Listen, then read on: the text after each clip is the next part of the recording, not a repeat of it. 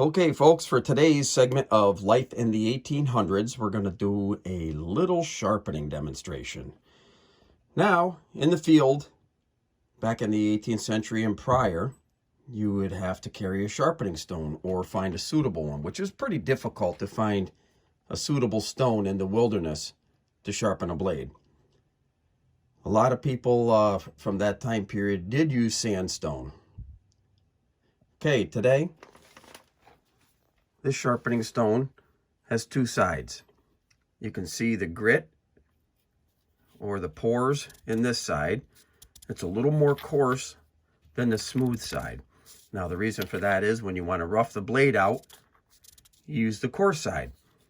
When you want to do a little finer sharpening on it, you use the less coarse side. Now back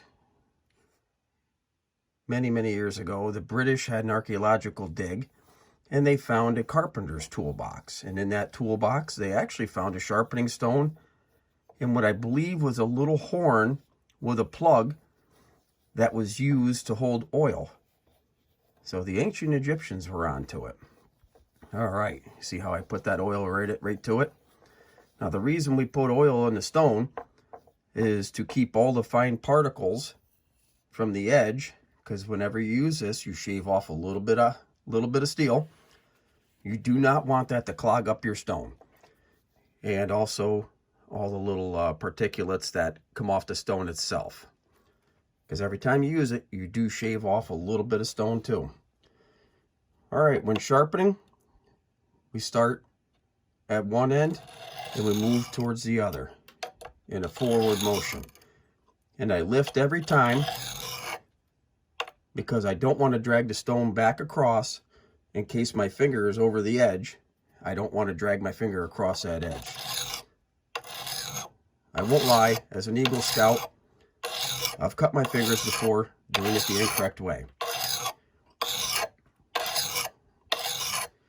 Now in doing this, because I've done it for so many years, I already know what angle by feel that the blade is at.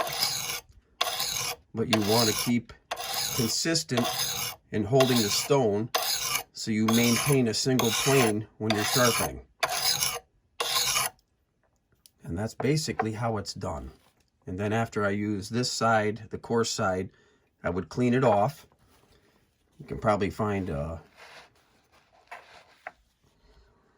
there we have it. There's fine metal particles and little pieces of grit off the stone. And that's what's important about using the oil, because then you don't clog up the stone. Now there are different grades of stones that are used. This is a Duro double hone. You have the coarse side, the red side, and the white side has a little bit less grit, so it's a little less coarse for a finish. Now, when you get your blade roughed out and sharpened to the point you are satisfied with it, you can also move to a soapstone, which this is as smooth as glass. I can't feel any particles or any grit whatsoever. So that would be a nice finish to a really sharp blade. Now modern oils, they do have honing oils for sharpening stones. I use, of course, something that would have been more for the period, which is rendered beaver fat. I take the beaver fat and I put it in a small iron pot and I boil it down. And after it's boiled down, I'll screen it out for the fines, which are maybe little tiny pieces of meat, you know, stuff that won't render down into an oil. It could be tiny pieces of meat or fur. So when it's all done, it's a real fine oil. Okay. Basically, that's today's segment. And if you want to get serious, you do have the mechanical sharpening stones, but I don't like using that for knives. That's more for chisels and whatnot, to rough out a chisel that I buy out of an antique shop that's been beat to death. So, there we have it. A little history and a little demo on how to sharpen. And I would do the same with the knives. Would take the sharpening stone, lay it flat, And with oil on the stone, would start up here with the tip of the knife and move downwards. Or you can even do it the opposite way, excuse me. You can start at the back. But either way, you start at one edge or the other. Never start in the middle, because then you get what you have here. You get a knife that's not even on the bottom. But we still find ways around that to sharpen.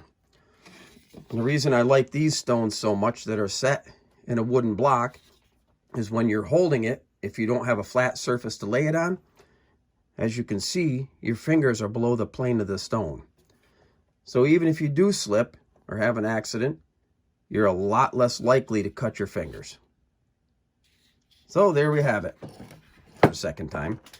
But anyways, folks, have a good day. Enjoy this weather, and stay tuned next week for a more exciting adventure, because it's too cold and windy today to do what I wanted to.